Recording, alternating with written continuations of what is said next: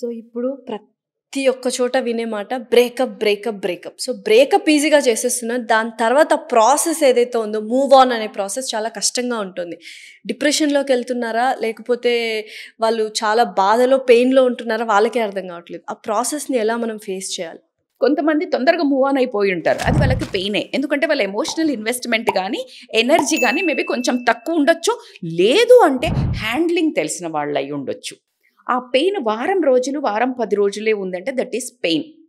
If it is crossing 5-6 weeks, that is depression. Okay, so నువ్వు పెయిన్లో ఉన్నావా, depression. అదే పెయిన్లో ఉన్న వాళ్ళైతే వాళ్ళ డే టు డే లైఫ్ ఆగదు.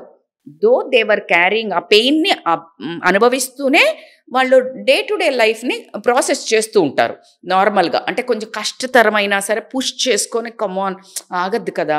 ఎందుకంటే మన మీద ఆధారపడి చాలా జీవితాలు ఉంటాయి. అమ్మ నాన్న ఉంటారు, చదువు ఉంటుంది, నువ్వు జాబ్ అయితే జాబ్ దగ్గర ఉంటారు, టీం ఉంటుంది, లేకపోతే బాస్ ఉంటాడు. So you need to process. నువ్వు ఇది పార్ట్ ఆఫ్ లైఫ్, ఇదే లైఫ్ కాదు అని గమనించే ఒక వివేకం కొంతమందికి ఉంటుంది, కొంతమందికి ఉండదు. అందరూ కొంతమంది అలాగే ఎమోషనల్ ఫూల్స్ కూడా ఉంటారు.